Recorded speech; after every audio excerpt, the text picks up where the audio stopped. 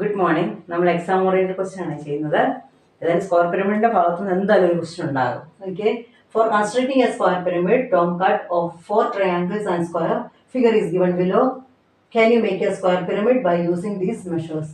Explain ചെയ്യണം. ഇതുകൊണ്ട് നമുക്ക് ടോം ഒരു സ്ക്വയറും 4 ട്രയാങ്കിൾസും ഉണ്ടാക്കി. എന്നിട്ട് ഇത് വെച്ചൊരു സ്ക്വയർ പിരമിഡ് ഉണ്ടാക്കാവോ, തന്നിരിക്കുന്ന വാല്യൂസ് ഉണ്ടാക്കാൻ പറ്റുമോ, ഇല്ലെങ്കിൽ എന്തുകൊണ്ട്?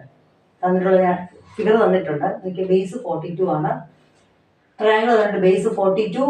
ഇതാണ് ലാറ്ററൽ എഡ്ജ് ആണ്, സ്ലാൻഡ് ഹൈറ്റ് അല്ല, ലാറ്ററൽ എഡ്ജ് ആണ് 29. നമുക്ക് എന്ത് കണ്ടുപിടിക്കണം? എല്ല് കണ്ടുപിടിക്കണം. എല്ലും ബേസും എയും കൂടെ തമ്മിലാണ് നമ്മൾ കമ്പയർ ചെയ്തിട്ടാണ് ഇത് വെച്ച് ട്രയാങ്കിൾ ഉണ്ടാക്കാൻ പറ്റുമോ ഇല്ലയോ നമ്മൾ കണ്ടുപിടിക്കാൻ പോകുന്നത്. അപ്പൊ എല്ല് കണ്ടുപിടിക്കണം. നമുക്ക് ഈസി ആയിട്ട് പറയാം അല്ലേ, അറിയാം ഇപ്പൊ എല്ലാവർക്കും. ഇത് A/2 21 ആയിരിക്കും. ഇത് 29. ഇതാണ് എൽ. ഇത് പൈതഗോറസ് തിയറം വരുമല്ലേ. ഇതെന്ന് പറഞ്ഞാൽ ഹൈറ്റ് ആണ്, ഇത് ഹൈപ്പോട്ടന്യൂസ്, ഇത് ബേസ്. അപ്പം L is equal to √29 square minus 21 square. എപ്പോഴും ഇത് ഓർക്കുക, ഹൈപ്പോട്ടന്യൂസ് കാണാൻ മാത്രമേ ഉള്ളൂ പ്ലസ് വരുന്നുള്ളൂ. അതായത് ബേസ് മോൾട്ടിറ്റ്യൂഡ് ആഡ് ചെയ്യും. ബാക്കി ഏത് വശം കാണാനാണെങ്കിലും ഹൈപ്പോട്ടന്യൂസിൽ ഏറ്റവും വലുത്. അപ്പൊ ഹൈപ്പോട്ടന്യൂസിൽ നിന്ന് മൈനസ് ചെയ്യുക ചെയ്യുന്നത്. ഇനി 29ന്റെ സ്ക്വയർ എത്രയാണ്?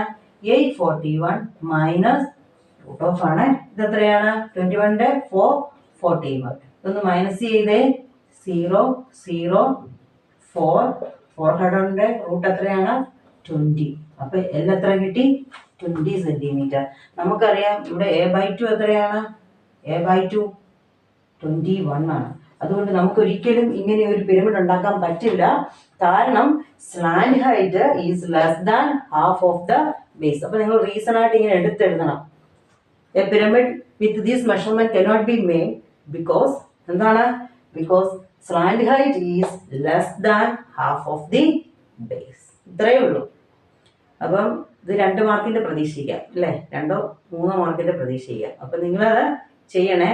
ഇത് വിട്ട് കളയരുത്. എന്തൊക്കെയായാലും ഞാൻ നേരത്തെ പറഞ്ഞിട്ടുള്ള പോലെ നിങ്ങൾക്ക് കോണിനകത്തുനിന്ന് ഒരെണ്ണം ഇമ്പോർട്ടൻ്റ് ആയിട്ട് വരും. പിരമിഡിന്റെ ഭാഗത്ത്, സ്ക്വയർ പിരമിഡിന്റെ ഭാഗത്തുനിന്ന് ഒരെണ്ണം വന്നിരിക്കും. അപ്പോൾ എല്ലാവരും ചെയ്ത് നോക്കുക. Thank you.